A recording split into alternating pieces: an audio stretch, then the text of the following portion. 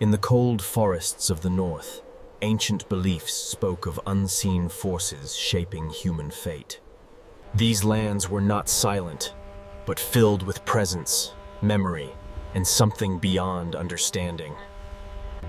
At the center of this world stood a tree, vast, rooted deep beneath existence itself.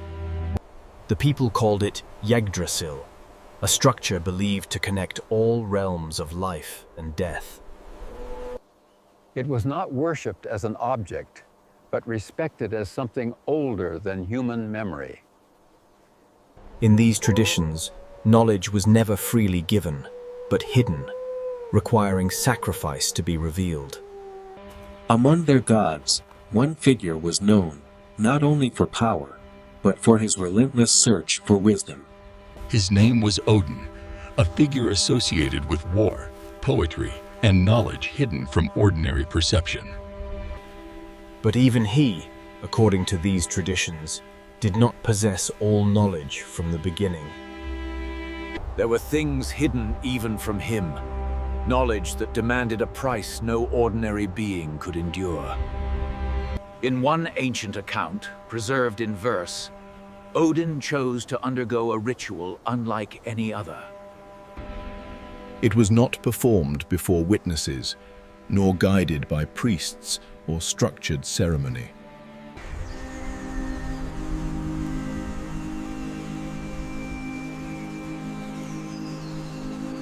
There, he prepared for something not meant to be survived, but endured beyond human limits. What followed was not a story of triumph, but a passage defined by sacrifice and transformation. Odin placed the rope around himself, not as punishment, but as a deliberate act of offering.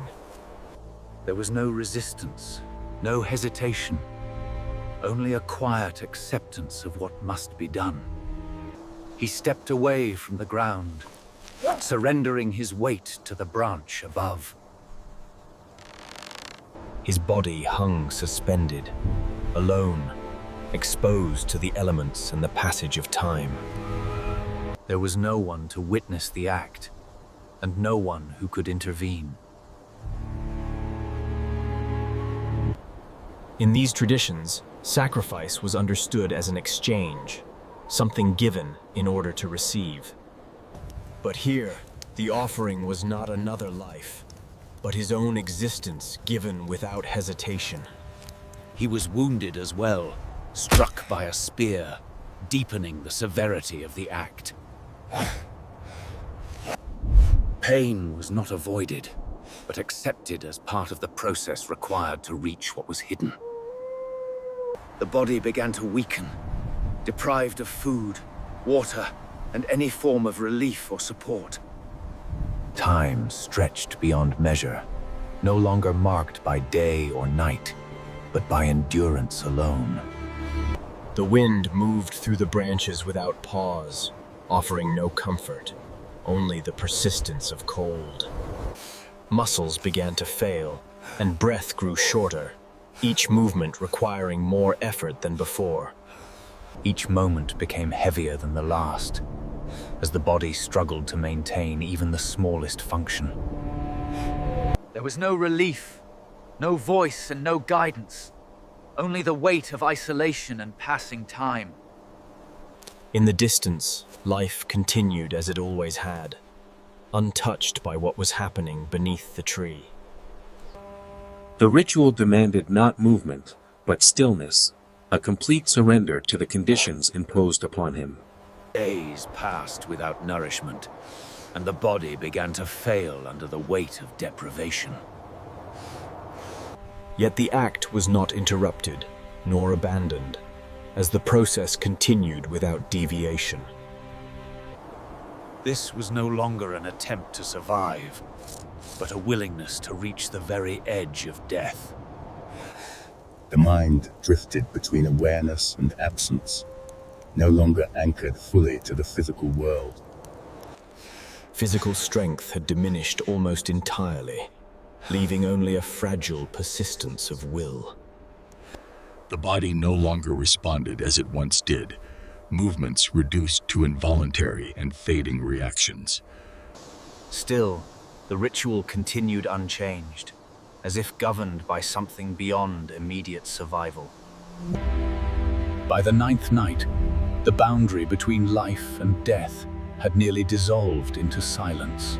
Breath became shallow, barely visible in the cold air, as the body approached complete exhaustion.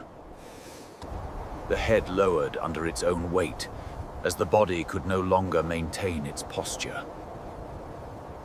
Movement slowed until it nearly ceased, leaving only the faintest signs of remaining life. Even the wind seemed to withdraw, as if the moment itself had come to a complete pause. There, suspended between states, something began to shift beyond what could be physically observed. At the edge of collapse, his awareness shifted, no longer outward, but turning inward and downward. His gaze lowered toward the ground, where form and meaning began to take shape.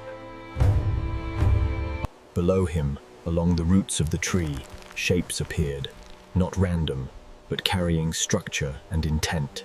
These markings were not decoration, but symbols, each carrying meaning beyond simple visual form. He reached toward them, not with strength, but with the last remaining effort of his will.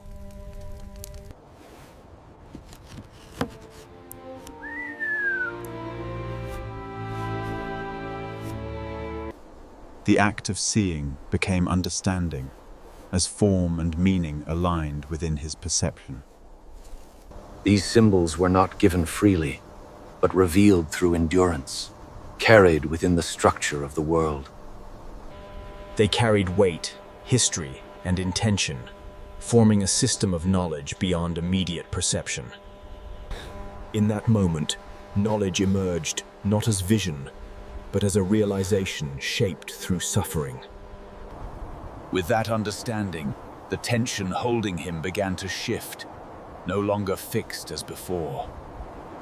The body began to move again, not by strength, but by the change that had already taken place. The force that held him suspended began to give way, as the balance could no longer be maintained.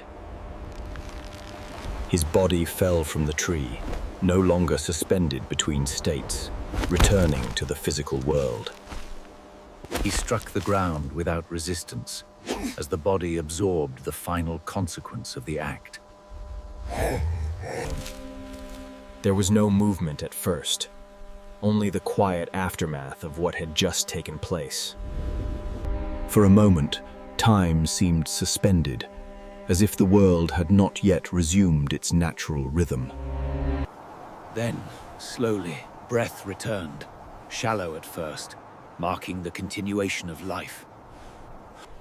The body remained weak, but awareness had changed, shaped by what had been endured. The knowledge he had sought was no longer distant, but now carried within his understanding. Breath steadied, and awareness sharpened, as the body began to recover from the limits it had crossed. Movement returned gradually, not with strength, but with a quiet and deliberate control. He rose from the ground, not as before, but carrying something that had not existed within him. Behind him, the tree remained unchanged, silent, as it had been before the ritual began. He stepped away from the place, leaving behind no trace of the act that had taken place. The forest remained unchanged, continuing as it always had, indifferent to what had occurred. What had taken place left no visible mark on the world, only within the one who endured it. The account would remain, carried through memory, and later recorded in preserved ancient verses. It was not remembered as a story of power, but as a reflection on sacrifice and the pursuit of knowledge. And in these traditions, knowledge was never free, but gained only through endurance, loss, and transformation.